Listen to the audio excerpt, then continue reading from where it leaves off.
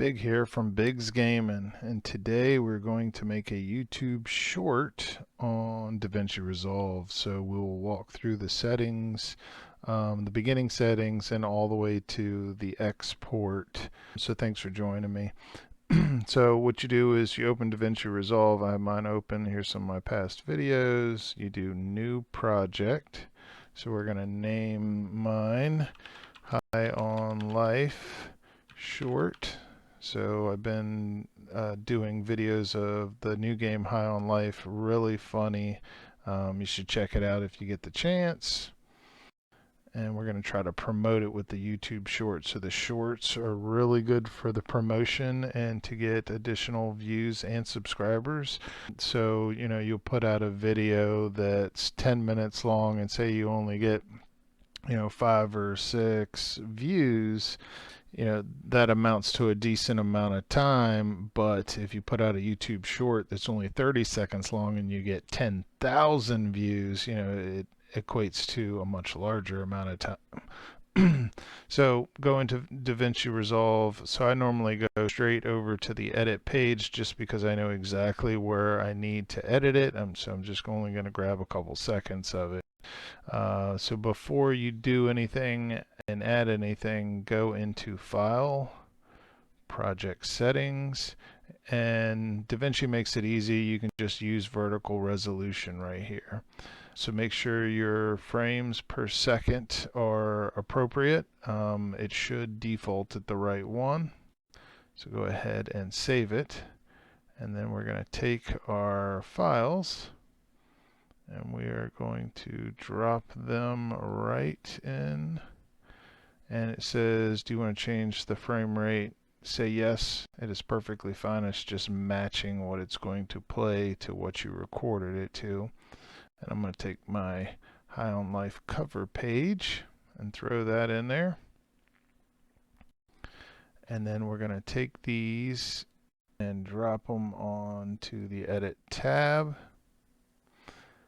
Nice and easy. And then, so if you look through here, you see that it's still giving you the small screen, and to keep people from having to squint on YouTube, what you do is you enlarge it so you make it fill the whole frame. So click on your file, go to your transform tab for your video, and go and slide down to retime and scaling. So on the scaling project settings, click on that and put fill. So that way it'll go through the whole screen, the full screen. Sometimes you want to capture something's to the left or to the right. Typically when I do mine, they're right in the center view. And try to keep them that way, but you can go up to the transform section and go ahead and adjust it to the way that you want to. I'm going to go ahead and try to center mine a little bit, and I'm going to zoom it in so it picks up the whole portion. Let's try to adjust it just a little more. Okay, good to go.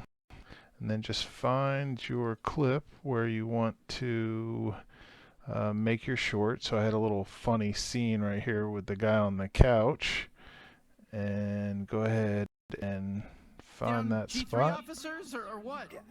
So we're going to take this section that we want, we're going to cut it. We'll go ahead and delete this first section. So just highlight and delete, and it'll slide everything over to the side.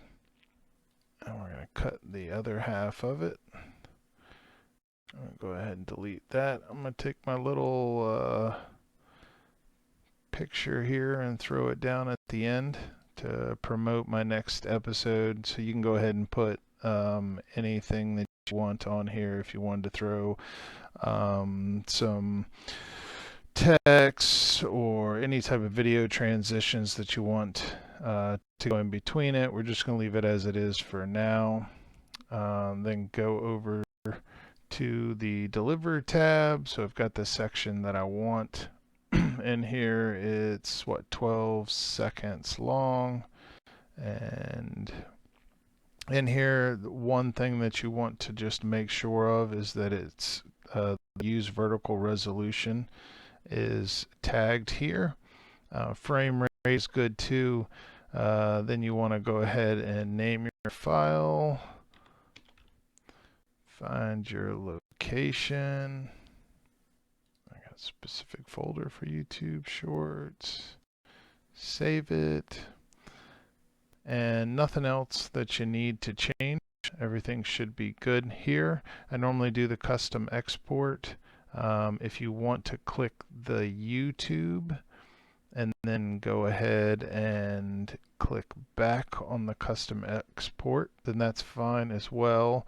The only thing it really changes on here is the MP4. So in the custom export, QuickTime is the default, but it will change to MP4. So you could manually do that, or you could click the YouTube button and then click back if you wanted. Okay, everything else is fine. I just leave them the way it is. When I do my YouTube videos, I always change that to 5,000. It's not a must for a short, but it should work just fine. Go ahead and add to render queue, and then click render all. And then there's your YouTube short. Probably the big thing on the YouTube shorts is hashtagging. So I typically put the title of whatever it is, so I would upload the video and say High on Life short, and then I would hashtag short, and then I would also hashtag shorts. So I tend to do both. I think one's kind of a fail-safe in case somebody searches short versus shorts, but that's typically what you do. And then at that point, just get it up on YouTube. I see that most of my YouTube shorts don't take flight right off the bat. It takes maybe a day or two, and then I will go from 20 views to 130 views to sometimes up to 800 views. YouTube Shorts, best way to promote your videos, so make sure you are using them to promote your videos. Some people recommend doing 2 a day. I don't quite have the time for that, but if you can, definitely a good way to draw attention to your channel. I mean, I think a lot of people these days don't have the time to sit there and watch a full 30-minute video. If they do, they're going to sit down and watch a movie, so they just kind of slide through the shorts probably for 30 minutes and get a lot of information at smaller clips. So I hope you all enjoyed, and I hope this helped out. If you have any questions, leave them in the comments, and I will try to answer as many as I can. Thank you. Big out.